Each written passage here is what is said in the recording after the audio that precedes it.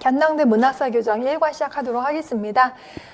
공부해보신 분은 이 부분 되게 중요하고 개괄적인 내용이라서 이해가 되시겠지만 사실 처음 공부하시는 분들은 여기 이 과에 되게 많은 개념이 들어가 있어서 조금 헷갈리실 수는 있을 거예요. 제가 좀 쉽게 설명해 드리도록 하겠습니다. 중국 현대 문학 개황 및 오사 문학 혁명이라고 되어 있는데 한번 자 봅시다. 중국의 우리 시험 범위가요. 고대 문학하고 현당대 문학이 나온다고 치면 고대 문학은 언제부터 시작하냐면 시경이 아까 지금으로부터 한 3000년 더 전의 문학이라고 했잖아요. 중국의 고대 문학이 끝나는 시기가 청나라 말 정도라고 치면은 청나라가 1911년에 붕괴가 되거든요. 1911년에 신해혁명이 있고 한 3000년도 지속이 됐다면 책 한 권, 문학사 교정, 고대 문학사 교정. 그런데 현대 문학은요, 중화인민공화국 수립이 1949년이잖아요. 근데 현대 문학의 기점은 학자별로 좀 달라요. 우리 책에서는 호적의 문학적 계량주의라고 해서 그거 발표된 17년부터 해가지고 그럼 17년으로 계산하면 49년이니까 30년 남짓인데 30년 동안의 문학이 또 이만큼이에요, 책이. 그 다음 49년부터 지금까지 문학이 당대 문학이에요. 당대, 당따이 아니고 땅따이 문학인데 그게 또 책 한 권이거든요. 근데 예전에 시험 봤을 때는 우리 현대문학이 시험에 거의 안 나왔었어요. 고대문학만 나오다가 현대문학 나오다가 당대문학이 잘 안 나왔었는데 당대문학도 요즘에 나오는데 21세기 문학까지는 아직까지 언급이 안 됩니다. 기껏 해봐야 80년대 90년대도 잘 안 넘어가요. 80년대 문학까지 아직은 시험 범위가 그렇거든요. 근데 지금은 현당대 문학 되게 중요해요. 시험에 많은 부분이 나오거든요. 근데 오늘은 현대 문학이라는 게 뭐냐, 중국 현대 문학. 그다음 오사 문학 혁명이라고 하는 게 뭐냐라는 거에 대해서 배울 거예요. 본문 한번 보도록 하겠습니다. 여기에서 이야기하고자 하는 건 중국 현대 문학인데 이거는 시간 개념일 뿐만 아니라 역사 개념이다라고 했어요. 중국 현대 문학의 시간 개념이라는 게 뭐냐? 중국 현대 문학 30년. 그게 뭐냐? 중국 현대 문학은 대략 30년 정도 시간을 걸치고 있대요. 뭐냐? 1917년 중요합니다. 호적 동그라미, 신청령 동그라미, 권오호 이런 건 안 중요해요. 거기서 뭘 발표했냐? 문학 계량 추의를 발표했다라고 했는데 우리 주석에 보시면 문학 계량 추의라고 나와 있거든요. 추의. 여러분 그 현당대 문학사 교정 옆에다가 제가 이렇게 해드렸는데 원서 가지고 계신 분은 이게 있을 거고 제 본서는요 중국어 옆에다가 한국어로 아마 이렇게 해석을 해놔가지고 이게 없을 텐데 제가 그래서 1과부터 8과까지 1, 2월달 수업 나가기 때문에 이걸 붙여드렸어요.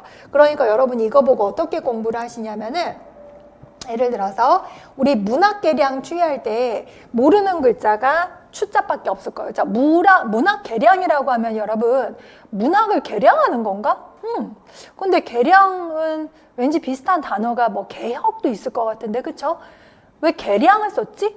계량 들어간 어휘가 혹시 뭐가 있나요? 계량한복?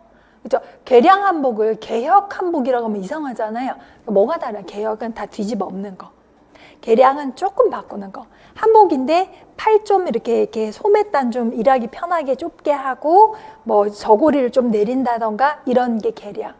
그러니까 문학을 막 뒤집어 엎는 게 아니라 호적은 살짝만 수정을 하자. 그 계량인데 추이라고 해서 그러면 추가 뭐냐? 의는 알아요. 의론하다, 뭐 주장, 뭐 이런 뜻인데 추라는 게 뭐냐? 이게 한자어로 뭐냐면 꼴추. 꼴추가 뭐 꼴이 뭐냐?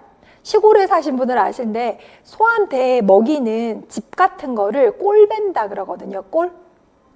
꼴이라는 거는 지푸라기라는 뜻인데 보잘것없다라는 거. 그러니까 그 이삭 다 떼고 나서 남는 지푸라기 같은 걸 얘기를 하는 거예요. 그러면 우리 보통 나를 낮춰서 저의 고견 듣고 싶습니다. 저의 뭐 보잘것없는 뭐 해서 문학 계량 추이할 때 그 추의라는 건 문학 계량에 관련된 보잘것없는 작은 견해 의견이라는 이렇게 겸손의 말인 거예요. 그게 뭐라고 했냐면 谦虚的说法 겸허한 말, 指自己的不成熟的言谈议论 자신의 성숙하지 않은 말, 견해, 也指浅陋的议论 浅陋라는 거는 보잘것없고 별로 내세울 것 없는 의론, 주장 이런 거를 추의라고 해요. 한국 사람은 거의 안 쓰잖아요. 근데 호적의 문학계량주의 되게 중요하기 때문에 이걸 이해를 하셔야 됩니다.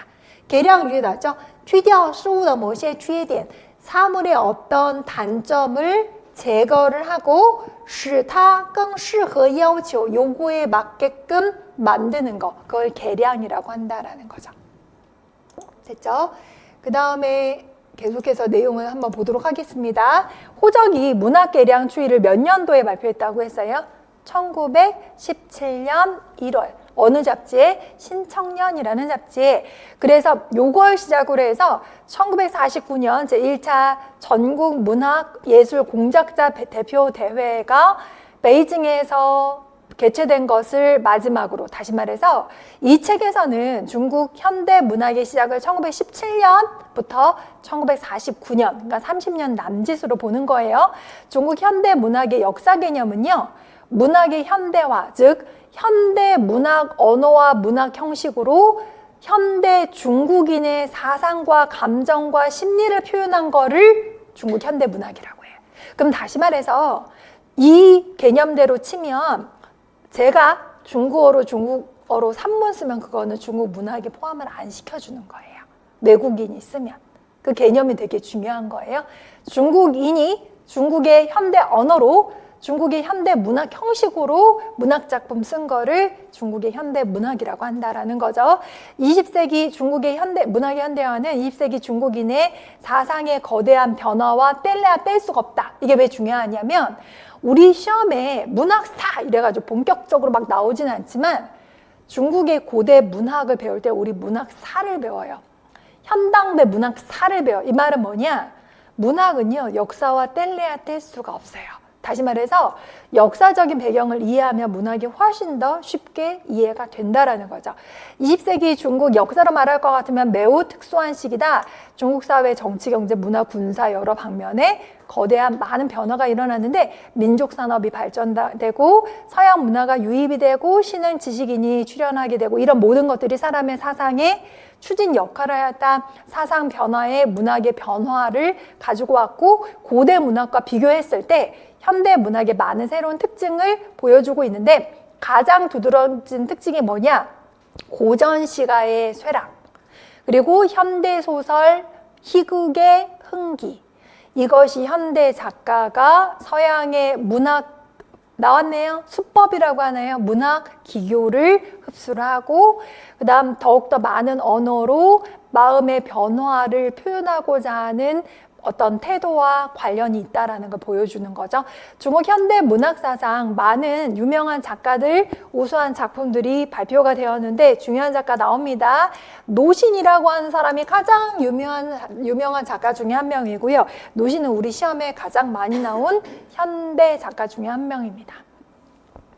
노신의 작품은요, 중국 현대 중국인의 마음속 깊은 곳의 고통과 갈등을 깊이 사고하였고, 소설집 뭐라 그랬어요? 나팜 방황. 우리 노신의 제1소설집은요, 나팜 1921년, 그 다음 방황이 1923년 이래요. 그러니까 제1소설집이 나팜, 제2소설집이 방황, 중국 현대소설의 시작이고 중국 현대소설의 성숙의 표지다. 기타 작가들 누구누구 나왔죠? 광마략, 郭沫若, 바진, 라오시,沈从元, 서위, 赵树理, 장하이린 이라는 작가 우리 다 차츰차츰 다 배울 거예요. 다. 이런 작가들도 있다. 지금 이 작가들 이름 다 외울 필요 없어요. 그냥 눈으로 아 이런 사람들이 있구나 하고 지나가셔도 돼요. 중국 문학사상 매우 대표적인 작가들이다. 중국 현대 문학의 시작은 오사문학혁명을 표주로 한다. 오사문학혁명? 이게 또 뭔가? 오사문학혁명은 중국 역사상 유명한 신해혁명과 오사운동의 토대가 발전됐다. 신해혁명 들었는데 아까 잠깐 얘기했지만 신해혁명이 몇 년에 있었다고요? 1911년. 신해혁명 하면 떠오르는 인물이 누구예요? 손문. 손중산, 손문. 중국의 많은 도시를 가면은요, 중산로는 꼭 있거든요. 그 송준산의 중산입니다. 신의 혁명 이렇게 여기 나왔죠. 11번. 신의 혁명 이렇게 나왔죠. 신의 혁명. 그죠? 1911년. 이게 음력으로 신의 년이라서 신의 혁명이라고 해요. 언제? 10월 10일. 그래서 중국 대만에서는 아직도 쌍십절 그게 바로 요 신의 혁명 기념하는 겁니다. 손중산을 영도로 한 혁명 운동이다. 그 다음 最先爆发于武昌 무창에서 처음 발발이 되었다라고 했는데 它最重要的历史价值在于 역사 가치가 어디에 있는가? 토이팡러 뒤집어 엎었다. 뭘 엎었다? 청나라의 통치를 뒤집어 엎었다. 그리고 뭘 표시하고 있는가? 중국 고대 역사가 끝났다라는 것을 표지하고 있다. 그러면 잘 봅시다. 신의 혁명은요. 우리 제가 한번 얘기했어요. 혁명은 성공하면 혁명이고 실패하면 반란이에요. 쿠데타예요. 그렇죠? 혁명 그러면 성공했나? 사실은 성공은 했지만 반쪽짜리 혁명이라고 해요. 그러면 성공은 왜 성공했는가? 청나라를 멸망시켰어요. 청나라가 붕괴되었어요. 근데 그 다음에 민주공화정이 잠깐 들어오긴 했지만 원세계, 웬슈카이, 군벌이 자꾸 정권을 갖다가 잡으려고 하고 심지어 이 군벌의 인식이 아직까지 충분하지 않아서 내가 왕이라고 생각하고 심지어 자기가 황제가 다시 되려고 하는 거야. 손중산의 개혁이 방향하고는 전혀 달랐던 거죠. 그래서 1911년 신해혁명 발발 이후로 처왕조가 12년에 붕괴되고 나서 그 다음부터는 계속 혼란의 시기였던 거예요. 중국 현대사는 굉장히 혼란했던 때죠. 그래서 신해혁명이라고 얘기를 했고요. 그 다음에 오사혁명은 여러분 언제 있었어요? 몇 년에? 1919년에 있었어요. 오사혁명 되게 중요합니다. 나중에 잠깐 볼 건데 어쨌거나 오사혁명 이렇게 나왔고요. 신해혁명 1911년에 발발했고 중국 2000년에 봉건제도를 끝냈다. 중국의 정치, 경제, 문화에 아주 많은 변화를 일으켰다. 그 이후에 십몇 년 동안 정부가 계속 빈번하게 바뀌고 사회 전체가 엄밀한 사고 통치가 결여됐다. 왜냐하면은 북양 군벌이 계속 불안한 정치를 하니까 백성들이 굉장히 고통을 받는 시기가 왔던 거죠. 그래서 사상이 비교적 어때요? 약간 자유로운 국면이 출현하기도 했는데 이러한 특수한 문화 배경에서 오사 문화혁명이 잉태됐던 건데 오사운동이라는 게 뭐냐? 현대 중국의 위대한 애국주의 운동이래요. 1차 세계대전이 끝나고 나서 중국은 전승국으로서 1919년 파리 강화회의를 파리 허회의라고 합니다. 회의에서 영국과 프랑스 두 개국이 독일이 산동에서의 특권을 일본에 양도하기로 한 거예요. 당시에 중국 정부가 인민의 반대를 아랑곳하지 않고 파리 강화회의에 사인을 하려고 했다는 소식이 전해지자 消息传来伟大的五四运动爆发了 위대한 오사운동이 발발했다. 위대했다라는 거 되게 인정을 높게 하고 있는 겁니다.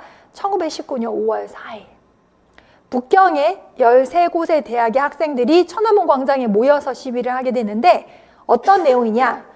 정부의 매국 행위를 항의하는 거예요. 그래서 시위가 전국적으로 번지게 되었고 전국 규모의 항의 운동으로 만들어졌다. 중국 국민의 반대로 중국 정부는 결국은 파리 강화회의에 사인을 하지 않게 되었습니다.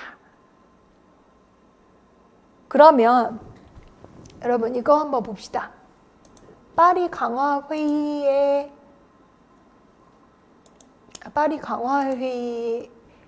가게 된 경위를 한번 설명할 건데요. 오사운동이 뭔지 이게 되게 중요한데 우리 시험에 오사운동 쓰는 문제는 안 나와요. 근데 오사문화혁명, 오사문화운동해서 현대문학할 때 이걸 모르면 뭔 얘기하는지 잘 몰라요. 그러니까 이해를 하고 넘어가셔야 돼요. 이게 왜 일어났는지 한번 봅시다. 아까 우리 그 본문 내용을 한국어로 조금 풀어서 정리한 거라 보시면 돼요. 세계 1차 세계대전이요. 1914년에서 18년 있었는데 아시다시피 독일이 져요. 패망을 하죠. 최종적으로. 그런데 우리 보통 전쟁에서 지잖아요. 소송을 걸면 소송에서 지잖아요. 그러면 소송에서 진 쪽이 이긴 쪽의 변호사 비용까지 다 된다고 하잖아요. 전쟁도 지면은 패전국이 승전국한테 요구를 다 들어줘야 돼요. 전쟁 배상금, 너네 때문에 전쟁하다가 손실이 많이 났으니까 다 물어줘 하는 걸 해야 되거든요. 그래서 독일이 패망을 하니까, 연합국이 승리를 하니까 영국, 프랑스, 뭐 중국도 거기에 참가를 하게 되는데 등등등등 우리가 손해본 거를 갖다가 배상해내 라는 회의가 열렸는데 그게 일명 파리 강화회의예요. 1919년에 열리는데 문제는 뭐냐? 그 당시 중국은 어떤 시대였냐? 신해혁명이 일어나고 나서 북양 군벌 때문에 정치가 되게 불안정한 상황. 그러니까 정부가 불안정하니까 국가 이익을 대변하기가 되게 힘들어요. 주장하기가 힘들어요. 그러니까 중국의 이익이 철저히 무시당한 때. 근데 그 당시에 중국 땅이 어떤 상황이었냐면은 서구 열강이 들어와서 조개지, 조차지라고 해서 땅 따먹기를 하던 때. 쉽게 말하면 산동성에 독일이 내 땅이야 하고 그어놔요. 그러면 그 조개지의 의미는 뭐냐? 남의 땅에 선거 넣고 내 땅이니까 들어오지 마. 여기 법은 우리나라 법이지 니네 법으로 적용이 안 돼. 치외법권 지역이야. 이런 거예요. 여러분, 중국 칭따오 맥주 좋아하시죠? 칭따오 맥주가 유명한 이유가 산동성이 독일의 조개지였는데 독일이 맥주로 유명하잖아요. 소세지 맥주로 유명하잖아요. 거기에 그 산동선의 노산에서 나온 맑은 물, 그 물로 독일의 맥주 제조 기술을 해서 그 산동성에다가 맥주 공장을 많이 지었던 거예요. 그래서 칭따오 맥주, 뭐 노산 맥주 이런 것들이 유명한 거거든요. 지금도 되게 맛있잖아요, 맥주가. 그 소변 테러 사건 이후로는 안 마시려고 하지만 맛있잖아요. 그러니까 어쨌거나 그 독일이 조개지로 있었던 그 땅을 당연히 여러분 생각에 상식적으로 우리 중국 땅이니까 중국에 줘야 되는 게 맞잖아요. 근데 그 당시에 일본도 들어와 있는데 일본이 자꾸 그 땅을 탐내는 거예요. 그러니까 독일이 조개지를 일본에 넘긴다는 얘기를 하는 거예요. 그래서 중국 측에서는 뭐라고 요구를 하느냐면은 열강의 중국 내 세력 범위 축소해라. 이익을 좀 없애라. 외국 군대 경찰 가라. 영사 재판권 그런 거 하지 마라. 조개지 반환해라. 관세 니네들이 왜 마음대로 하냐. 우리가 하겠다. 다시 말해서 우리 국가 이익 우리가 챙기겠다라고 얘기를 했는데 이런 중국 측의 요구가 어떻게 되냐면 철저히 묵살이 되는 거예요. 패전국 독일의 이권을 나누는 자리인데 독일이 산동성에 있었던 그 땅을 권리를 일본에 넘기는 걸로 결정을 해버린 거예요. 자칫 잘못하다가 힘이 없는 중국 정부가 사인해버리면 땅을 뺏기게 생겼어. 그러니까 이럴 때는 어떻게 학생들이 나서잖아요. 근데 보면은 군벌 정부가 약간 우리 국가를 위해서 트럼프 지금 뭐 그린란드를 뭐 달라는 등 캐나다한테 우리나라의 미국의 51번째 주가 되지 않겠냐는 등 막 엄청 중국의 그러니까 미국의 자국의 이익을 챙기는데 중국은 그 당시 힘이 없으니까 그냥 퍼주거나 내지는 부정부패로 일본한테 돈을 받고 그래 가져 이렇게 되니까 일반 국민들은 그거 못 보는 거예요. 그래서 전쟁 전 일본이 산동과 남만주 등 이권 확보하는 내용 중심으로 하는 21개조 요구를 원세계 정부가 받아들여. 이 이유도 뭐냐? 일본이 돈을 주는 거예요. 그럼 원세계 정부가 그래 그러면 니네 줄게 이런 식으로 협상을 해버리는 거예요. 1917년 일본은 막대한 돈을 중국에 빌려주고 18년 중국 내 일본군의 자유로운 군사행동 군사지지 설치 승인하는 중일 공동 방적 협정을 체결해 버리는 그런 협정을 하게 되니까 중국 정부는 힘이 없고 국민들은 속이 터지고 하니까 화가 나는 거죠. 그러니까 시위를 하는 거예요. 그래서 제국주의 열강 향해서도 분노를 하고 외세하고 결탁하려고 했던 중국 군벌에 대해서도 분노를 하게 되고 이러다 보니까 1919년 오사 천안문 광장 시위를 하는데 1919년에 요 몇 달 앞서서 우리나라에서 뭐가 있었냐면 3.1운동이 있었죠. 그래서 중국의 오사운동은 조선의 3.1운동의 영향을 받았다고 얘기를 하는 거죠. 천안문 광장에서 뭐라고 하면 21개조, 그거 아까 일본이 원세계 정부한테 돈 주면서 우리 이거 좀 이렇게 이익 챙길 수 있게 사인 좀 해주세요. 오케이 했던 거 철폐해라 라고 하고 칭따오 반환해. 일본 거 아니야. 독일 거도 아니야. 매국노 타도해. 파리 광화해당 그거 사인하지 마라고 어떻게 보면 정당하게 시위를 했는데 중국의 몇천 년 역사상 처음으로 민중들의 시위가 먹힌 거예요. 사인을 안 해요. 그래서 위대한 오사운동이라고 한 거예요. 원래는 오사운동은 이런 운동인데 이때쯤에서 1911년 신해혁명, 12년 청왕조 붕괴하고 나서 사실 몇 년 동안의 텀이 있는데 그 당시에는 사람들의 인식이 뭔가 세상이 변할 것 같은데 안 변했나? 불안한데 계속 이러다가 문화운동이 팍 폭발했잖아. 그래서 이때쯤에 일어났던 운동을 오사신문화운동, 우리는 문학을 하니까 오사신문학혁명, 오사문학혁명이라고 얘기를 하는 거예요. 여러 가지 방면의 변화가 일어났다는 겁니다. 그래서 어떤 행동을 했냐면 매국노로 지목된 사람 집을 습격하고 방화를 하고 정부가 가만히 못 있겠다 시위했던 애들 체포를 하고 막 학생들 휴학하니까 막 전국으로 항의 시위 확대되고 북경대학 건물 막 난리 되고 이렇게 된 거예요. 이렇게 보시면 아시겠지만 그러니까 결국은 파리 조약에 사인을 하지는 않았다. 그러다 보니까 오사운동의 결과 의의가 되게 중요한데 중국 역사 최초로 국민 주도로 군벌 정부로 하여금 주권을 회복하도록 했고 침략적인 외세에 대한 전 국민적인 저항 운동이니까 여러분 생각해 보세요. 여러분 중국인이라면 1919년에 이런 운동이 있고 나서 국민이 저항을 하고 시위를 했더니 정부가 저렇게 호응을 하고 우리나라가 그런 외세 침략에 또 저항하는 모습을 보여주네라고 했을 때 국민들의 심리는 희망에 찰까 절망일까? 희망이잖아요. 그러니까 오사운동의 역량, 오사운동의 분위기가 몇 년 동안에는 되게 좋아. 그러니까 문학 이런 데서 뭔가 희망찬 뭐가 있어요. 그런데 살다 보니까 아니야. 그러니까 나중에 뭐가 나면 오사운동의 퇴족이라는 말이 나오는 거예요. 그게 바로 1920 한 1년, 2년, 3년만 돼도 우울해져 사람들이. 뭐가 있을 줄 알았는데 별로 현실이 안 바뀌네 이렇게 되는 거야. 그 분위기를 여러분이 알아야 그 당시 중국의 문학이 왜 이런 어떤 분위기가 있었는지 이해가 됩니다. 그래서 요거 한번 기억을 좀 하셔야 돼요. 외울 건 없어요. 아, 오사운동이 이런 거구나라는 걸 아셔야 돼요.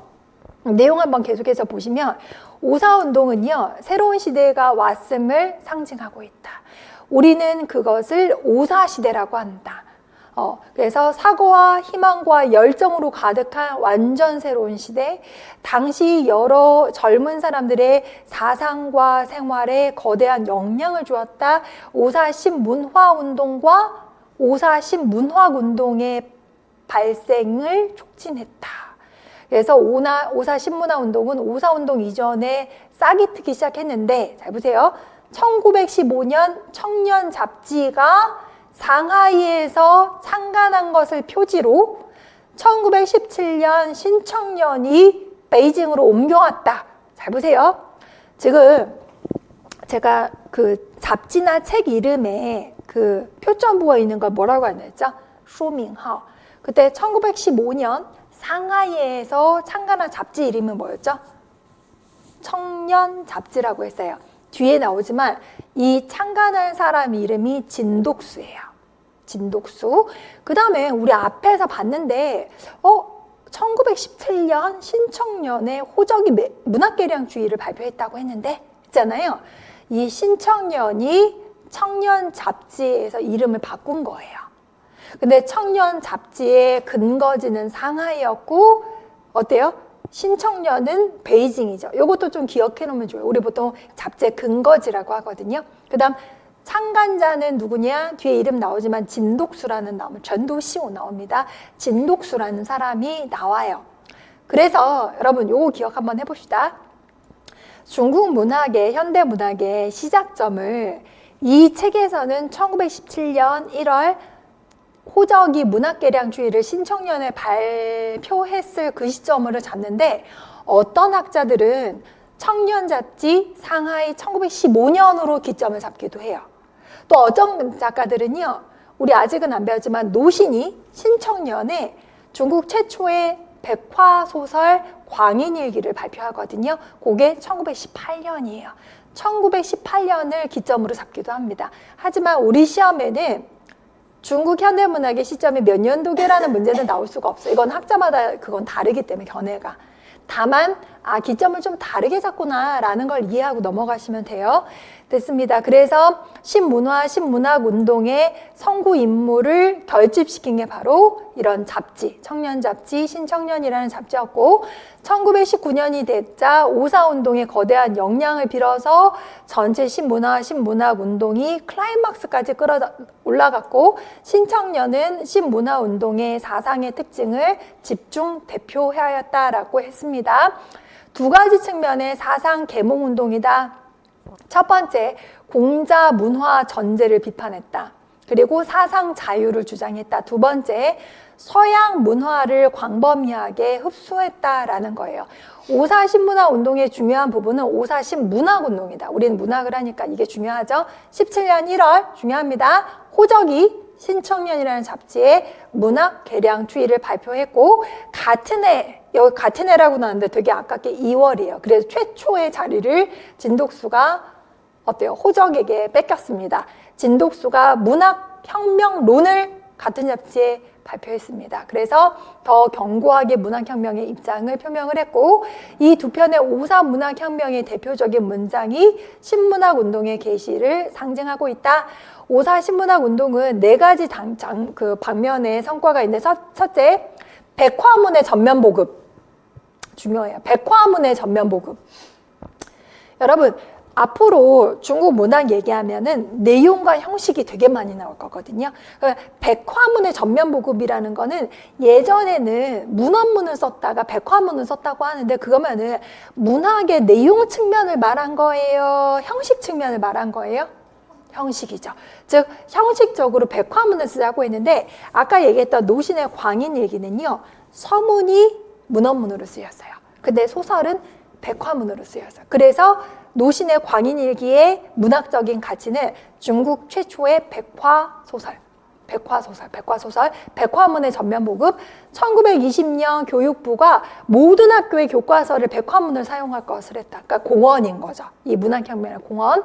그 다음 외국 문학 사조가 유입이 되고 신문학단체가 흥계했다라고 했는데 뭐라고 했냐면은 문학연구회 하고 창조사, 우리 배울 거예요. 되게 중요합니다.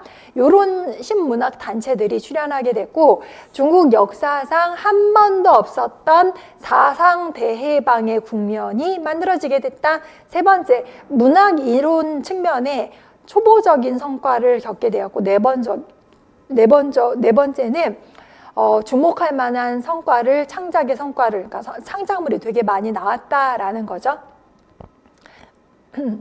됐습니다.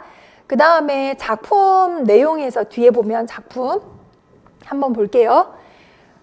수업인提示 볼게요. 주석 건너서.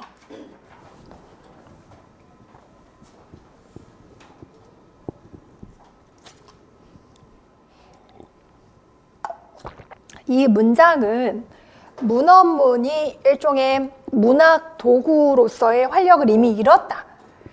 중국 문학은 현대사회에 적응해야만 한다. 반드시 문체개혁을 해야 된다. 이거죠. 페이추라는 거 뭐예요? 뭔가 폐지하고 폐기하는 거예요. 뭐를? 문헌문을 폐기해야 된다. 제창해야. 백화문을 제창해야 된다. 라는 거예요. 그러니까 밑에 보는 게 바로 호적의 문학개량주의 일부 내용인데 이게 몇 년도에 발표됐다고요? 1917년 어느 잡지에? 신청년. 그렇죠? 이게 전체적으로 봤을 때는 문학의 형식에 대한 어떤 개량인가 내용에 대한 개량인가 라고 했을 때 형식. 그 형식이라는 게 뭐냐? 문헌문 아니고 백화문이다 라고 해서요. 그럼 첫 번째 봅시다. 우라는 거 나예요. 그러면 여기서 나는 누구죠? 호적이죠.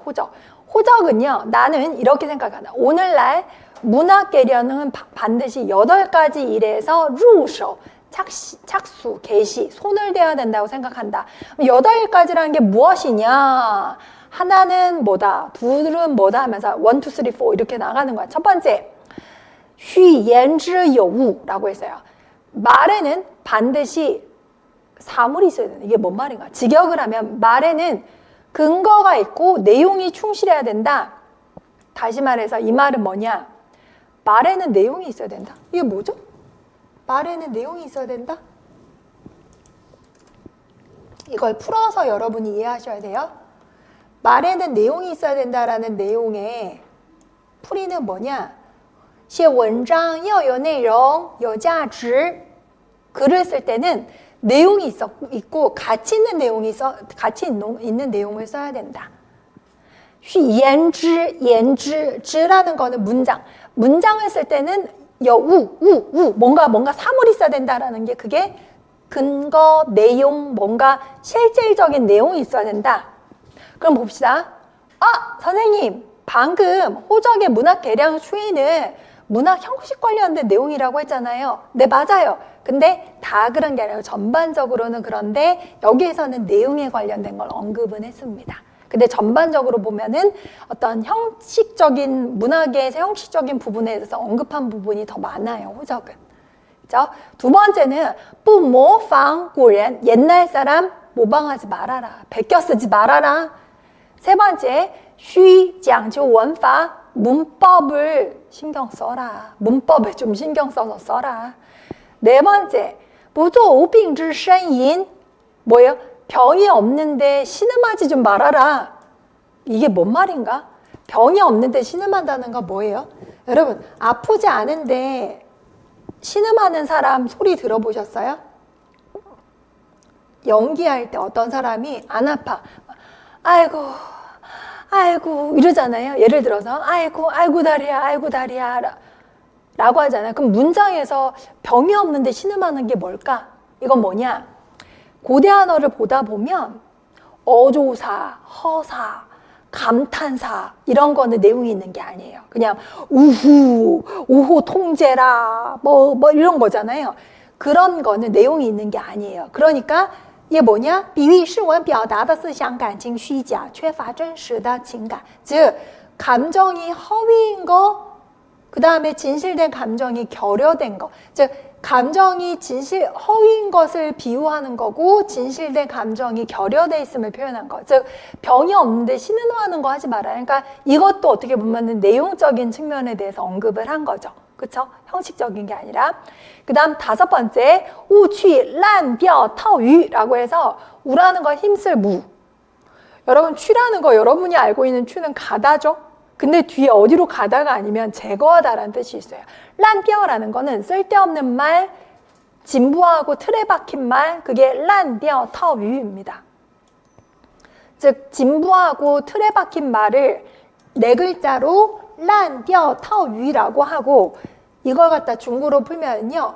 실제에 부합하지 않고 누군가로 하여금 질리게 만들어버리는 말과 유행화된 공식화된 말 이런 거를 란뼈 타오이라고 해서 그렇죠? 그런 말 하지 말아라. 제거해라 힘써서. 그 다음 부용 디엔이라고 있는데 여기서 디엔이라는 거는 전고를 사용하지 말아라. 이 전고라는 게 뭐냐면 이야기가 있는 거, 스토리가 있는 거. 이걸 왜 쓰지 말아라? 예를 들어서 이런 거예요. 우리 사자성어 보면은 전고가 있는 사자성어라는 말 하거든요. 예를 들어서 뭐 할까? 아주 많지만 옛날 뭐 춘추 전국시대에 만들어졌던 뭐 사자성어 중에서 여러분 뭐 수주대토 이런 건 또 쉽지 않겠지만 농부가 우연히 얻어 걸린 토끼가 이렇게 나무 구루터기에 딱 박혀가지고 오 되게 쉬워 그러고 잡아서 갔다는 뭐 이런 수주대토의 스토리를 알아야 나무 이렇게 그루터기 지키고 토끼를 기다리다라는 게 유행을 기다리다라는 의미의 사자성어인 걸 알잖아요. 근데 이걸 모르는 무식한 사람들은 그걸 봐도 수주대토가 무슨 뜻이지? 모르니까 유식한 자들은 자꾸 전고를 쓰지만 그게 아니면 이해가 안 되기 때문에 되도록이면 쉽게 써라. 전고를 쓰지 말라고 호적은 말을 한 거죠. 그 다음 대장을 추구하지 마라. 대장이라는 건 뭐냐면 시를 쓸 때 대꾸를 쓰는 거예요. 대꾸 쓰는 거 어렵잖아요.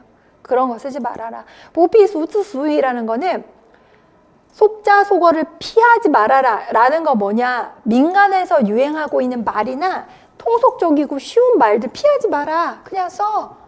수츠수이라는 걸流行于民间的文字和通俗语句 유행하고 있는 문장, 통속적인 어구 이런 거 피하지 마라. 써라. 나는 매번 오늘날의 문학을 말할 때 그것이 좋기 세계 인류 문학하고 비교해도 부끄럽지 않은 것이라고 생각한다. 그런데 그런 게 오로지 백화소설 중에서 我福山人이라고 있는데 요거는 뒤에 밑에 그 51번의 주석 보시면 다 아시겠지만 대표 작가가 요라고 하는 작가, 이름까지 외울 필요는 없지만 20년 동안 목도한 괴현상이라는 뭐 소설, 이런 소설 되게 높게 평가한 거고, 난팅 딩장 200원이라고 하는 사람의 관현형장기라던가 홍도 백년생 이런 그 작품 노잔유기, 라오찬여우지라던가 이런 세 사람을 말할 뿐이고, 스우타고 다른 이유가 있는 게 아니라 이러한 소설들은 모두 옛날 사람 모방하지 않았고, 이 세 사람들은 모두가 유림회사나 수호전이나 석두기는 우리가 알고 있는 홍로몽이에요. 이런 거에 힘을 얻어서 창작한 창작품이고 옛날 사람들을 모방한 게 아니거든. 이런 것들이 모방작이 아니고 오로지 오늘날 사회의 정황에 대해서 쓴 것이기 때문에 다 고로 능히 진정한 문학이라고 할 수 있고, 다른 이런 것들을 배워서 저런 시문을 배운 문학가들은 모두가 문학적인 가치가 없다. 오늘 문학이라고 하는 것은 이 마땅히 알아야 할 것이다. 수어 정시이 종사할 바, 즉 따라할 것을 마땅히 알아야 될 것이다. 오늘날 사람들은 아직도 有比白话小说为文学小道 백화소설을 문학의 소도, 작은 도라고 여기면서 경시한다라고 있는데, 소도는요, 작은 도라고 하는데 소설을 되게 비꼬아서 얘기하는 거, 정통이 아닌 거. 그 다음, 不是继承最早的传统而流传下来的 최초 정통 원조 이런 걸 계승한 게 아닌 걸 소도하면서 소설을 되게 비꼬았어요. 그래서 앞으로 많이 배우시겠지만 현대 문학은요, 문학 장르면 여러분 대표적으로 여러분 생각나는 게 시, 그죠? 소설, 수필, 희곡, 수필 산문이라고도 하고 희곡이라고 하는데, 조대, 시대별로 그 시대를 대표하는 문학 장르가 있거든요. 그러면 현대 문학 지금 얘기를 하니까 현대 문학은 보통 대표하는 문학 장르가 뭐냐라고 하면요, 다른 것도 다양하지만 뭐니 소설이 되게 많이 흥했어요. 노신 소설가잖아요, 그렇죠? 산문도 쓰긴 했지만. 그래서 소설을 이렇게 우습게 보지 말아라 라고 한 거죠. 그 호적이 뽀즈 시나안, 시내암은요 수호전의 작가예요. 수호전의 작가. 우리 시험이 조금 쉽게 나오려고 하면 삼국지연이 쓰는 문제도 나오고 하거든요. 그러니까 혹시 모를 일이에요. 그러니까 신해암 이런 것도 한번 쓰는 연습 한번 해보세요. 수호전. 그 다음 조설근, 홍로몽의 작가죠. 홍로몽, 자오셰친, 조설근, 우젠ren, 오건인, 이런 모든 것들이 문학의 정송이다. 그 다음 변문이나 율시, 이런 것이 진짜 소도일 뿐이다. 그럼 변문이라는 게 뭐냐?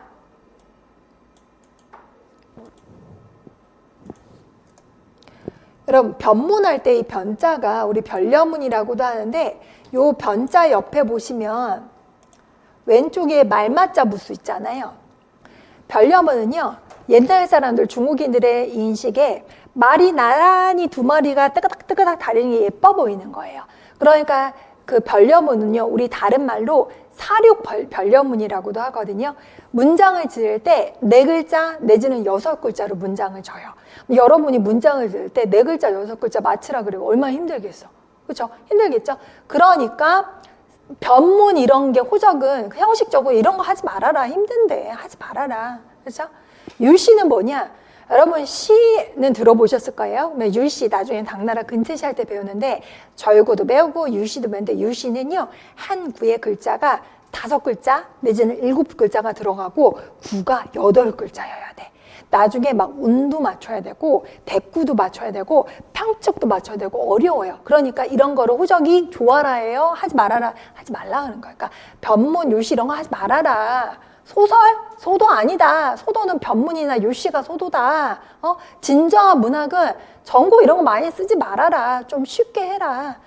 병 없으면서 신음하는 그런 글 짓지 말아라. 실질적인 내용이 있어야 된다. 연주요해야 한다.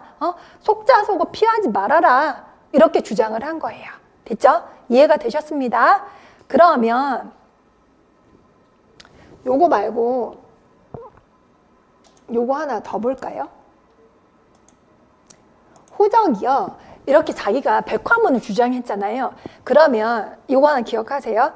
중국 고대 문학사든 현대 문학사든 내가 여러분이 문학적인 주장을 하잖아요. 그러면 누가 기억할 수도 있고 그 사람의 성취를 되게 높게 평가할 수도 있거든요. 그 기준이 뭐냐면 내가 주장하고 내가 그에 합당하는 행동을 하고 그에 합당한 작품을 발표하면은 되게 평가를 높게 해요.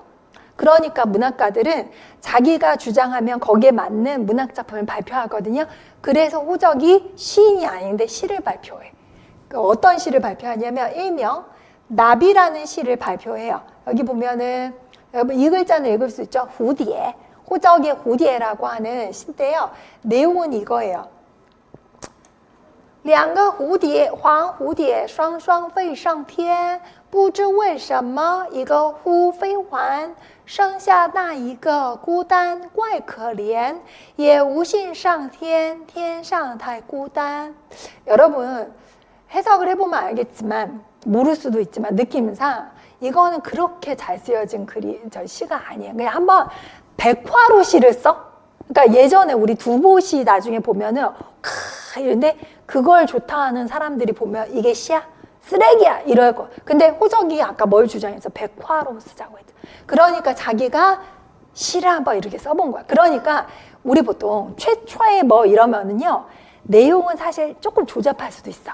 근데 그 성취는 최초의 뭐가 되게 중요한 거야. 그러니까 우리는 아무도 호적을 시인으로 인정을 별로 안 해요. 다만 이 사람이 이런 시를 써서 나중에 이 사람이 시집도 발표하는데 그 시집이 바로 상시집인데 그게 1920년에 발표를 하거든요. 1920년. 그래서 1920년 상시집의 문학적인 성취가 뭐냐? 중국 최초의 백화시집. 이런 게 중요해. 그 다음에 여러분이 헷갈리는 게 뭐냐? 상시집 하니까 시자를 뭘로 쓸 것 같아요? 한자로? 시가 할 때 시 쓸 것 같죠? 아니요. 장시지 한번 해보는 거예요. 한번 try 해본 거예요. 이거 만약에 여러분한테 쓰라고 나오면 여러분 오탈자 납니다. 공부 안 한 분들은. 그러면 일단 그 나비 기억 나왔으니까 해석만 하고요. 보통 두 마리 노란 나비 쌍쌍이 하늘을 날다 왠지 모르게 한 마리만 돌아오네. 남은 그 나비 굉장히 외로워 보이네. 하늘에 있을 마음 없이 없네. 하늘에는 매우 외로울 거라네. 끝! 그냥 이런 거예요. 그럼 여러분이 나비라는 그 호적의 작품이 되게 멋져가지고 외울 필요 없어요. 그냥 호적이 나비라는 백화시를 썼대. 그거를 기억을 하시면 돼요. 그 다음 이 시는요 1916년에 썼대요. 1916년에 썼대요. 여러분 참고로 호적이라고 하는 사람이 몇 년 출생이에요?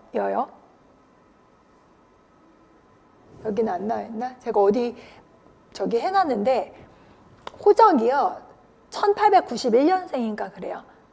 그럼 이 사람이 요 나이면은 20대 중반에 쓴 거예요. 문학계량 시위도 언제 발표했냐면은 20대 여러분 딱 그 나이에 썼는데 호적이 그때 어디 있었냐면 미국에서 학위하고 있었어. 호적이요 미국에 한 7년 유학하다 돌아와서 북경대 교수를 합니다. 27살에. 그때예요. 그때. 그럴 필요 없어. 옛날은 그랬어요. 그렇죠? 그 다음에 우선 진독수가 창간한 어때요? 아까 진독수가 뭐 만들었죠? 잡지 이름? 신청년. 기억을 거슬러 봅시다. 진독수가 맨 처음에 상하이에서 1915년에 청년 잡지 만들었다고 했죠. 1917년에 어때요? 북경에서 신청년. 그렇죠? 그래서 요걸 뭐라고 하는가? 1916년에 창작을 했다. 이 시는요, 노란 나비가 외롭고 갈 길 잃은 그런 모습을 이제 표현을 하고 있는데, 사물로 의인화해서 나비를 이제 사람처럼 표현하면서 자신의 외롭고 막막한 그런 심정을 표현한 그런 시다라는 거예요. 전체 봤을 때 4항, 그러니까 1, 2, 3항, 4항인데 전체 글을 따지면 5, 8에 40인가 40글자밖에 안 돼요. 근데 이 시의 의의가 중국 최초의 백화 시집, 상시집에 실렸다. 그 다음 한 번도 없었던 장시, try, 한번 시도를 해본 거죠. 뭘 노력하고 있는 거예요? 중국의 고체시의 여러 가지 규칙, 속박에서 벗어나서 자신만의 품격에 속하는 거를 한번 만들어 본 거죠. 원래 이름은 벙이었다가 나중에 구대로 바꿨다고 합니다. 백화문으로 시를 썼고요. 옛날 어떤 그 틀을 시를 깼고요. 이것은 매우 비범한 비범한 시도였고 획기적인 의미를 가지고 있다. 그 다음 이 시는 비록 예술적인 수준이 높지는 않아요. 하지만 중국 근대 역사상 중요한 입지를 차지하고 있다라는 거예요. 그래서 요거는 한번 설명을 그냥 한번 읽어도 되고 몰라도 상관없어요. 근데 이게 보세요. 호적의 84, 아까 팔불이라고도 하는 팔불주의라고도 하는데 2006년에 기출이 됐었습니다. 우리 교재에 2006년 문제는 있으니까 한번 볼까요? 한번 여러분 2006년 한번 문제 보세요. 그때 뒤로 넘기시면 그거 보기 전에 연습 문제 티엔콩 한번 볼까요? 티엔콩 보세요. 티엔콩.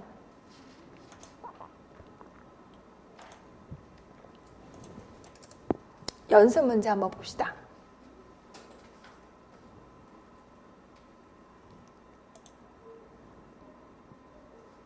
같이 한번 풀어볼게요. 이거는 교과서에 우리 본문에 다 있는 거 그냥 기억만 상기시키면 되는 거예요. 중국 현대문학은 언제 시작했다? 1917년. 왜냐? 문학계량추이라는 글을 어느 잡지에 신청년에 누가 호적이 발표를 했다라는 거죠. 5.4 신문화운동은 공자 문화 전제 비판, 사상 자유를 주장, 광범위하게 서양 어떤 문화를 받아들이고 흡수하자라는 거고, 그 다음에 사상 계몽 운동이었다라는 거죠. 그 다음 고대 문학하고 비교했을 때 특징이 뭐냐? 고전 시가가 쇠락을 했다. 시는 별로 많이 안 써요. 힘을 못 줘요. 그 다음 현대 소설 희극의 흥기다라고 했습니다. 그 다음에 신의 혁명은 언제? 1911년 중국 발발했고요. 중국 봉건 제도가 이제 사라지는 걸 상징했다는 건 이 신의 혁명으로 인해서 청 왕조가 붕괴를 하죠. 그 다음에 요 문제는 두 번째 급 연습 문제는 제가 잘 안 푸는데 요거는 이제 기출이 됐던 부분에 도움이 되니까 한번 훑고는 넘어갈게요. 한번 봅시다. 1번 볼까요? 虚言之有物 이게 뭐냐? 言之有物가 무슨 뜻이냐? 문장 쓸 때 내용 있고 가치 있는 내용을 써야 된다. 즉 이 말이 뭐냐? 글을 쓸 때 내지는 말을 할 때 구체적인 내용을 말을 해라. 그 다음 병이 없는데 신음하는 소리 하지 말아라. 이 말이 무슨 말이냐? 비유 의미가 중요해요. 그냥 좀 자기적인 그런 내용을 쓰지 말고 진실된 감정을 표현해라 라는 그런 의미입니다. 그렇죠? 그 다음에 진부한 표현을 제거하도록 힘써라 라는 게 실제에 부합하지 않고 뻔한 그런 말 하지 말아라 라는 거죠. 대꾸 쓰지 말아라 라는 건 율시예요.律师 변원 같은 자음이나 평측, 글자 의미 별로 없는데 짝만 맞추려고 하는 거 하지 말아라 라는 거고요. 그 다음에 이때 왜가 무슨 뜻이냐 쓰라는 거거든요. 나는 뭐라고 부른다. 오늘날의 문학은 뭐라고 부른다 해도 되는데 이 왜는 나는 뭐라고 생각한다라고 해도 상관없어요. 그 다음에 이게 문지를 써야 되는데 우리가 알고 있는 시는 일, 명사잖아요. 근데 앞에 뿌가 있네. 그러면 이건 품사가 뭐죠? 동사죠. 옛날 사람을 모방하는데 동사하지 말아라. 하지 말아라. 동사로 쓰였습니다. 그 다음에 요게 무슨 뜻이냐? 마땅히 하다. 마땅하다.应当의 의미죠. 그쵸? 요가 뭐냐? 요 여전히 아직 하이仍然의 의미다. 그 다음에 小道가 뭐냐? 소도가 뭐냐? 정통이 아닌 거. 옛날 거 계승하지 않았다고 하는 거. 그게 소도다. 됐죠? 그러면 여러분 그 한국어로 정리된 거 여러분이 다시 한번 보시고요. 그 뒤에 한국어로 보충이 좀 돼 있는 거 있잖아요. 그거 보시면 진독수의 문학혁명론 나와 있거든요. 문학혁명론.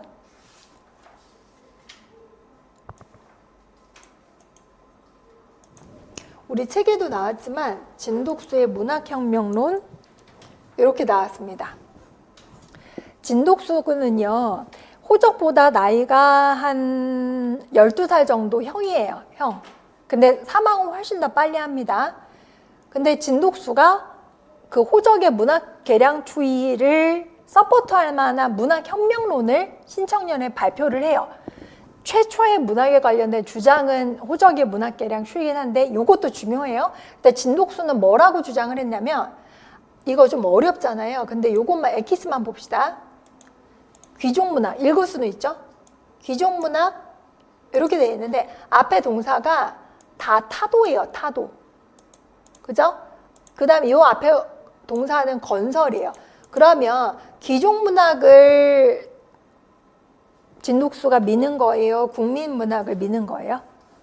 국민문학. 그러니까 앞에 거 하지 말고 뒤에 거 하자는 거예요. 그러면 고전문학을 하지 말고 뭐 하자는 거예요? 그 대신에 사실문학, 산림문학 하지 말고 뭐 하자는 거죠? 사회문학 하자는 거죠. 그 앞에 있는 거는 다 수식이에요. 진독수는 귀족문학은 뭐라고 했냐면 조탁한다. 조탁은 뭐예요? 꾸미고. 그 다음 의위는 아첨하는 귀족문학 말고 평이하고 진실된 감정을 표현하는 국민문학 하자. 그 다음 썩고 나열하기 바쁜 그런 고전문학 하지 말고 신선하고 진솔한 사실문학 하자. 그 다음 어렵고 난삽한 이해하기 어려운 산림문학 하지 말고 명료하고 통속적인 알아보기 쉬운 사회문학 하자라는 거예요. 그러면 자 이거 보지. 그러면 요거 가립시다. 가리면은 손으로는 안 가려지니까.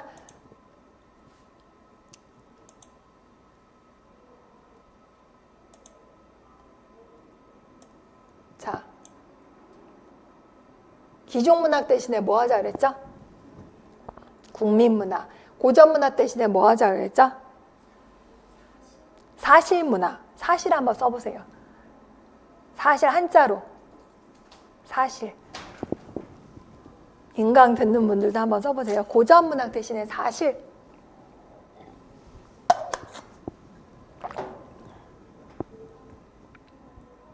산림문학 대신에 뭐 하자 그랬죠?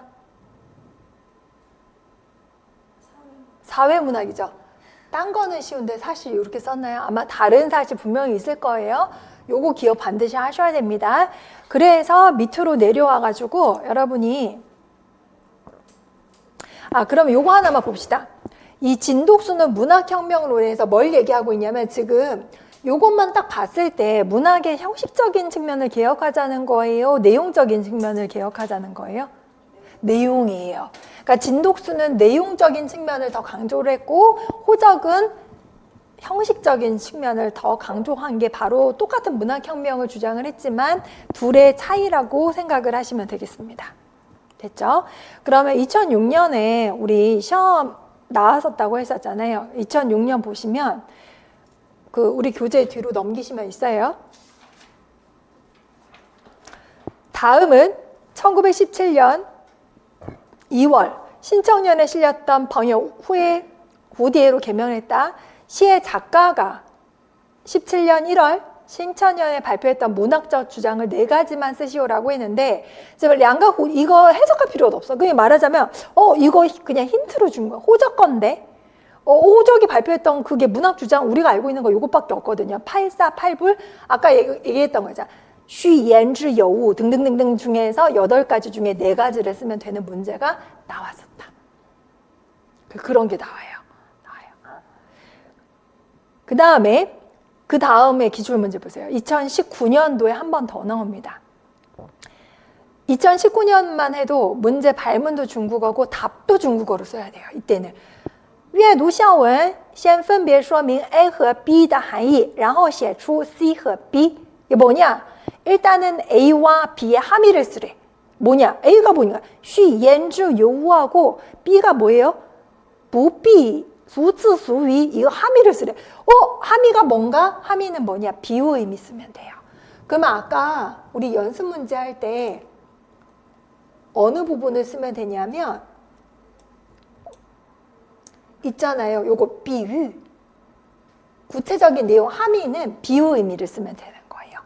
얘랑 이거 그 다음 이걸 갖다 써주면 되는 거예요. 그래서 제가 요거 보면 읽고 해석하고 내가 외웠나 한번 써보는 거. 근데 이게 시험에 실제로 나왔다라는 거죠.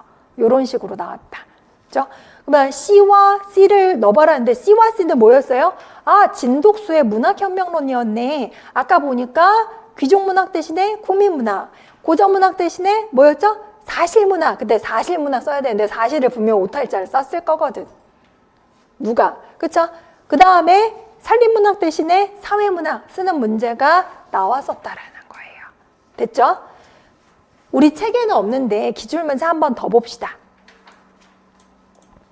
2009년에 나온, 그때는 객관식 시대였거든요. 문제 중에서 이런 게 나왔어요.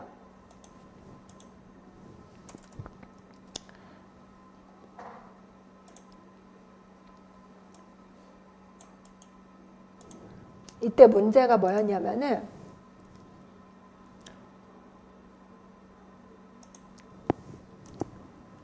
현당대 문학에 대한 설명을 옳은 걸 고르라고 했는데 이제 보기 중에 하나로 나왔거든요. 이게 맞는지 틀리는지 봐야 돼요. 한번 읽고 OX로 표현해 보세요.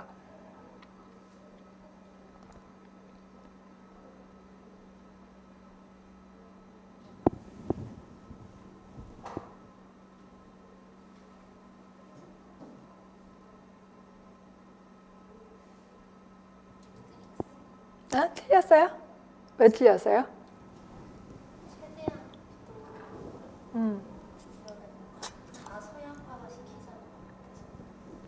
그것 때문에 틀렸어요? 솔씨는?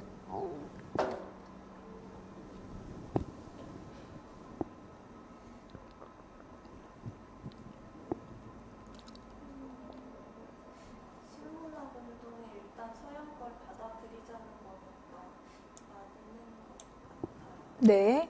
근데 이제 전반적인 내용이 이제 틀리는지 맞았는지는 확인은 해야 되는데 옳은 것은? 이라고 물어졌는데 이게 이제 다 전체적으로 봤을 때 이게 옳은지 틀린지 봐야 되거든요. 그럼 맞아요, 틀려요? OX? 틀렸다고 아까 얘기했었고.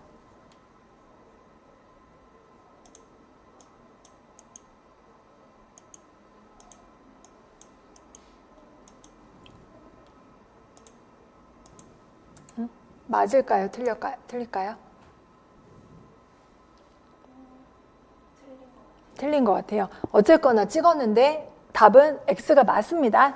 객관식 때는 사실 이런 게 뭐 순발력이고 그냥 전체적으로 정확하게 몰라도 왠지 아닌 것 같은데 하고 이제 맞추는 건데 일단 틀린 게 맞는데 아까 말씀하신 대로 이 부분은 맞아요. 우리 교재 그대로 나와 있는 내용은 맞는데 보니까 우리가 아는 인물 나왔어요. 진독수. 아까 이 얘기는 나오진 않았는데 우리 책에는 안 나왔지만 이 부분이 있기는 합니다. 진독수가요. 이 어화 웨이슈라고 해서 서양화가 맞는 거다라는 표현인데 이거는 이 사람의 막 여러 가지 주장 중에서 옛날 전통과 이게 같이 병존할 수는 없다. 옛날 거 틀리면 이게 맞고 이게 맞으면 이게 틀리면 이게 맞는 거지. 근데 지금은 우리가 서양 걸 받아들여야 되는 시기다라고 해서 요거는 맞아요. 그런데 호적, 우리 익숙한 호적 배웠는데 문제는 84 이런 게 나온 게 안 나오고 중체서형이 나왔는데 중체서형은요 여러분 세계사 시간 때 양모운동 들어보셨죠? 처음 들어봤어요. 중국에서 양모운동은요 양무가 서양할 때 양자고요. 무자가 힘쓸 무. 그래서 중국 1861년부터 90년 정도까지 19세기 후반에 있었던 그 중체서양이 중국의 몸통으로 서양 거를 좀 끌어들여서 사용하자라는 거예요. 호적이 한 게 아니에요. 아까 제가 호적이 팔불주의 84를 몇 년에 발표했다고 했었죠? 1916년에는 호적이 나비를 지은 거 17년에 발표했다고 했잖아요. 호적이 몇 년생이랬죠? 1891년생이라고 했잖아요. 양문동이 호적 태어나기 그쯤에 끝났어. 그러니까 호적하고 양문동의 슬로건이 같이 나오는 것 자체가 말이 안 되는 거예요. 그러니까 이 문제를 이해하려면 중국의 전반적인 어떤 근대사를 좀 이해를 해야 정확하게 알 수 있는 거죠. 일단 이게 틀렸고요. 그 다음에 우리는 안 배웠지만 이 사람이 최원배라는 사람이 나왔는데요. 이 사람은 북경대 총장이었어. 그 다음 찐롱빙바오라는 거는요. 직역을 하면 겸하다. 겸해서 수용하고 빙 더불어서 포용한다. 우리 왜 포용이라는 거 있잖아요. 포용이라는 거 뭐냐? 우리 왜 백가쟁명, 백화제방 이럴 때 사상의 자유한 사람이 다를 수 있어요. A랑 B랑 생각이 다를 수 있어요. 최원배는 북경대 총장이라고 했잖아요. 지금 아까 우리 본문보다 잠깐 사상의 자유의 국면이 출현했다 이런 말을 했거든요.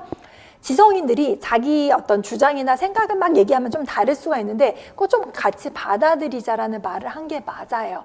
요거는 맞거든요. 그래서 이 사람들이 되도록이면 새로운 정보를 받아들이고 세계와 조류에 발맞춰 나가자라고 했는데 이 부분에서 조금 이게 걸린다라고 틀렸다는데 이 부분이 결정적으로 틀렸다기보다 진독수는 미국 유학파잖아요. 최원배도 마찬가지, 진독수도 마찬가지고 뭔가 서양을 공부를 한 사람이기 때문에 이 당시에 또 많이 받아들이자는 건 사실이었는데 양문동의 슬로건이 나왔다라는 거는 말이 안 되고 그 다음에 아무튼 이게 결정적인 거죠. 그래서 호적하면은 양문동하고 같이 얘기가 언급이 되면 안 되는 거죠. 그래서 틀렸었습니다. 그 다음에 기출문제로 사실 우리 저기에서는 안 보거든요. 2차 논술 시험에 2009년에는 객관식을 보고 객관식 보고 나서 2차 논술 시험을 봤는데 그때 뭐가 나왔냐면은 이중 지문이 나왔어요. A랑 B가 나오고 A는 제가 따로는 안 붙일게요. 이거는 당나라 고문운동이 나왔고 B만 붙일게요. B가 우리 오늘 배운 5.4 문학혁명 관련된 내용이었어요. 이게 나왔었어요. 그 다음에 문제가 어떻게 나왔냐면은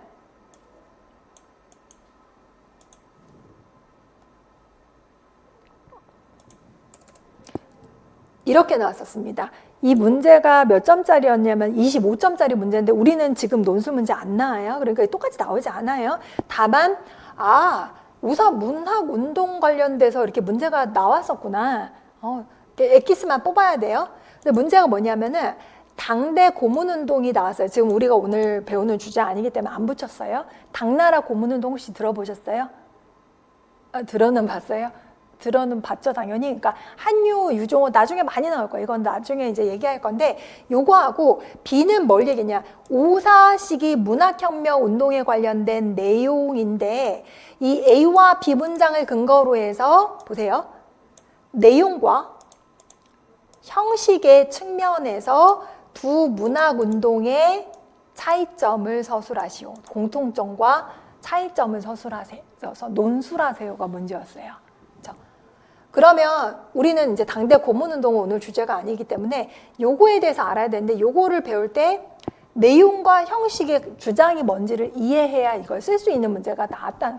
그만큼 현대 문학에서 호적과 진독수의 문학계량 추이와 문학혁명론과 그 내용과 형식의 측면에 있어서의 문학운동의 주장과 핵심 요지에 대해서 이해를 하고 시험을 보라는 뜻이죠. 그렇죠? 그러면 내용이 어떻게 나왔는지 이것도 읽어야 되잖아요. 한번 해석이 되나 봅시다. 5.4 시기 문학혁명은 가리킨다. 당시 문학계가 언어 형식에서 사상 내용의 각 방면으로 변혁을 진행했음을 가리킨다. 당시에는 체계적으로 제안하고 주장한 것이 뭐냐? 호적과 진독수. 뭐가 좀 엉킨 것 같은데 아무튼 호적의 문학 주정인데 주로 뭘 표현하고 있는가? 두 문장에서는 1917년 신청년에 문학계량 추이 발표했다. 이렇게 나왔죠. 핵심은 뭐냐? 소위 8사. 우리 방금 배웠던 8사. 뭐뭐 하지 말아라, 뭐뭐 하지 말아라 해서 일명 팔불주의라고도 합니다. 그 내용이 뭐냐? 첫 번째, 우리 배웠던 거 있죠? 虚言之有物.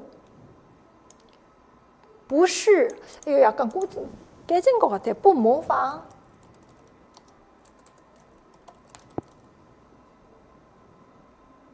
이 모팡이나 우리 원문에 나왔던 모팡하고 똑같은 건데 뭐를 좀 다르게 써요? 똑같아요. 이렇게 써도 돼요. 不是模仿古人 옛날 사람 모방하지 말아라. 그 다음에 虚讲究文法 문법에 좀 맞게 써라. 그 다음에 병 없는데 신음하는 소리 좀 하지 말아라. 그 다음에 진부한 상투어 좀 제거해라. 정고 쓰지 말아라. 그 다음에 대꾸 그런 거 쓰지 좀 말아라. 그 다음에 속자, 속어 피하지 말아라. 이걸 공부하고 들어갔으면 굳이 이거 하나하나 해석할 필요도 없어요. 그렇죠?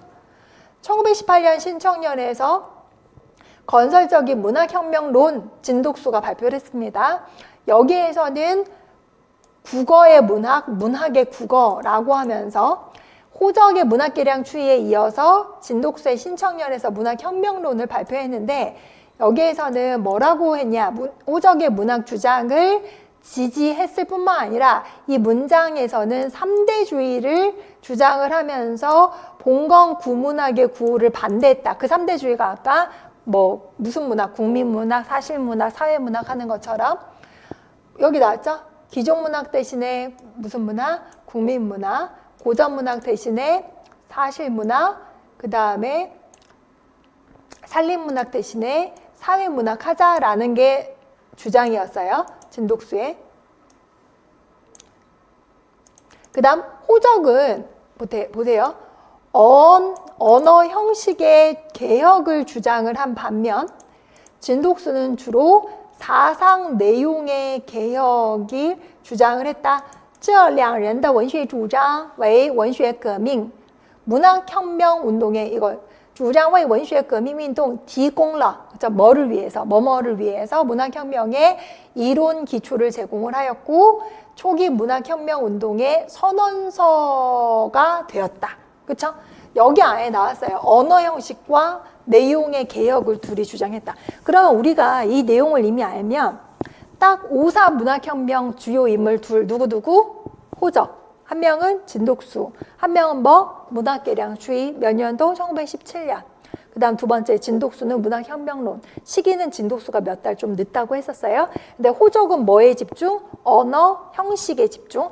진독수는 내용을 계약하자는 거에 집중. 어쨌거나 이 문학혁명 결과적으로 문헌문을 폐지하자, 백화문을 제창하면서 백화문으로 문학을 하자라는 그런 내용을 주장을 한 거잖아요.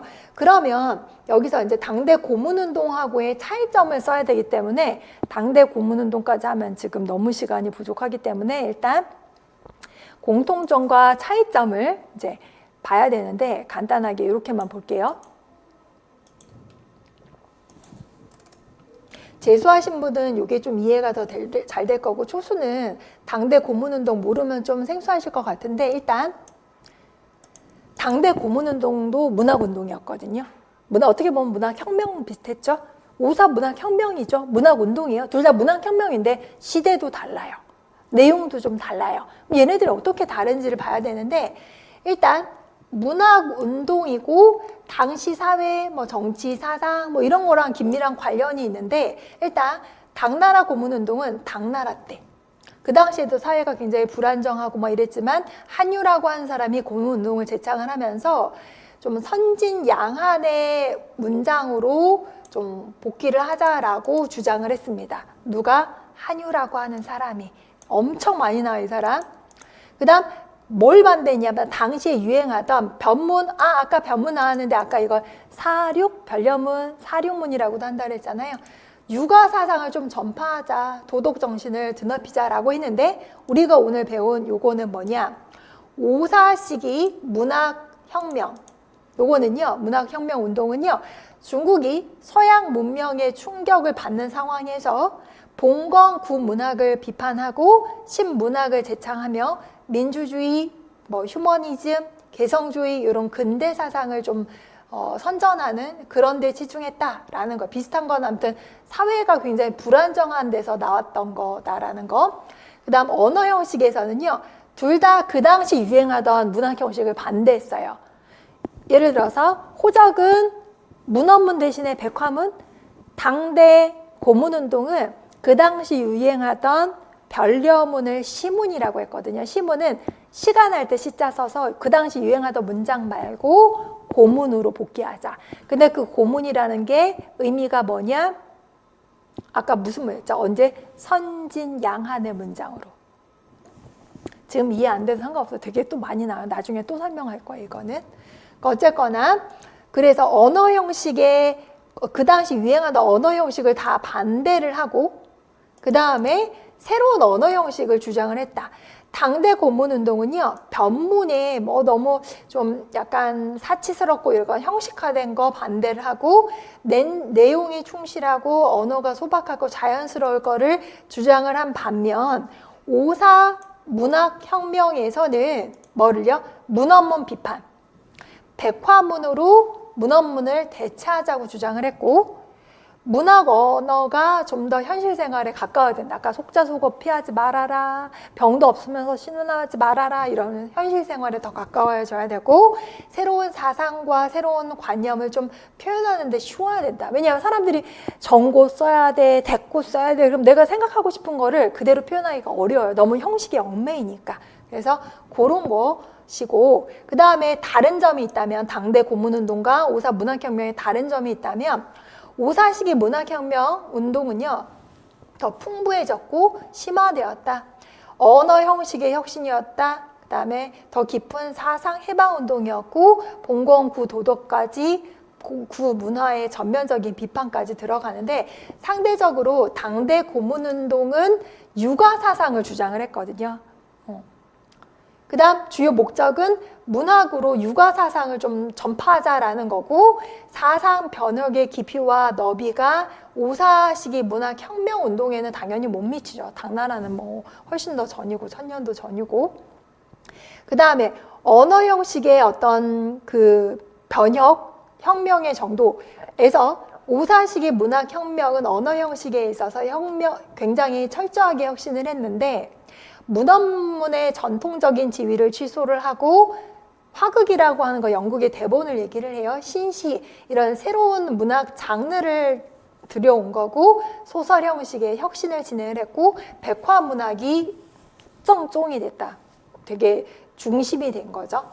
당대 고문운동은 비록 소박하고 자연스러운 언어를 주장을 하기는 했지만 그 다음에 주요 목적이 그 선진양한의 산문의 전통을 회복하고 발扬하자는 거고 오사 문학은 어땠냐면은 좀 전반적으로 깊이 언어 형식의 혁신을 주장했는데 당대가 오사 문학 운동에는 당연히 그 깊이를 따라잡지 못한다. 결론을 말하면 당대 고문운동과 오사 문학 혁명 운동은 사상 내용과 언어 형식에 있어서 차이를 가지고 있는데 당대 고문운동은 주로 육아 도덕을 계속 주장을 하고 있고 문학의 사회 기능을 강조를 하고 있고 언어 형식이 산문 위주로 쓰자라고 얘기를 한 반면에 이게 더 중요하죠. 지금 우리가 이거 공부한 건 요거니까 오사 시기의 문학혁명 운동은요. 봉건 구도덕 반대하고 비판하고요. 신도덕, 신사상 주장하면서 언어 형식을 백화문 위주로 하자는 것을 주장하고 있다. 그러니까 다시 말해서 당대 고문운동은 아직은 안 배워서 잘 모르지만 지금 오사 문학 운동의 어떤 그 내용, 주장 내용 이런 거 보면 호적의 문학 개량 추이와 진독수의 문학 혁명론을 이해를 하고 있어야 형식적인 측면, 내용적인 측면에서 뭘 얘기를 하고 있는지 이들의 공헌이 뭔지를 우리가 추출을 할 수가 있다라는 거죠. 그래서 그냥 한번 봤습니다. 그러니까 여러분 이런 문제 똑같이 나오잖아요. 이렇게 길게 쓰라는 문제가 지금은 안 나와요. 그러니까 아까 나왔던 것처럼 84에 대해서 다시 한번 나오거나 84의 함의를 다시 한번 쓰라거나 이런 거 다시 한번 나올 수가 있으니까 암기를 다시 하실 필요가 있습니다. 그래서 오늘 수업은 여기까지 하고 혹시 연습 문제도 있었죠. 우리 연습 문제 있는데 요거는 한번 마무리 차원에서 잠깐 이제 인강 듣는 분들도 한번 연습장에다 써보고 같이 한번 풀어보도록 하겠습니다. 네. 보시면 쉬言之有 말은 이게 뭐냐라고 했을 때 쉬는 마땅인데 요거를 이제 빼도 돼요. 만약에 이것까지 써야 되면은 뭐 인가해라던가 뭐需要라던가 要라고 하던가 写文章要有内容有价值文章或讲话有具体内容 不做无病之呻吟比喻是文表达的思想感情虚假缺乏真实的情感 그러니까 이게 더 중요하죠. 比喻没有忧伤而发出慨叹也比喻是文假如造作缺乏真实实感真情实感 진실된 감정이 결여되어 있음을 표현하는 거고 无趣烂调套语라는 건 不符合实际使人厌烦的言论和流行的公式化的言谈不讲对仗律师骈文等按照字音的平仄和字义的虚实做成对偶的语句 나는 뭐뭐라고 한다 생크라고 한다고 해도 된다고 했었어요. 부른다, 청후, 叫做 해도 되고 이 시라는 거는 做, 정수의 의미고 마땅히 이라는 거는 인당의 의미라고 했었고 그 다음에 여기서는 여우라는 거는 여전히 라는 거 그 다음 小道, 소도라는 거 非正统派的不是继承最早的传统最早的传统而流传下来的 이런 의미고 그 다음에 진독수의 문학혁명론에서는 기존문학 대신에 고민문학 고전문학 대신에 사실문학, 산림문학 대신에 사회문학 이렇게 하면 되는 거고 요건 한국어로 해석을 한 거고 내용의 개혁을 주장했다. 호종은 주로 문체의 형식을 주장을 했다. 근데 문학적으로는 호적의 문학 개량주의를 최초의 문학적인 주장 그 현대문학의 주장, 문학혁명의 어떤 시발점으로 인정하고 심지어 현대문학의 처음 시작으로 인정하기 때문에 호적의 문학 개량 추이가 되게 중요하다고 생각을 하시면 돼요. 오늘 수업은 여기까지 하겠습니다. 수고하셨습니다.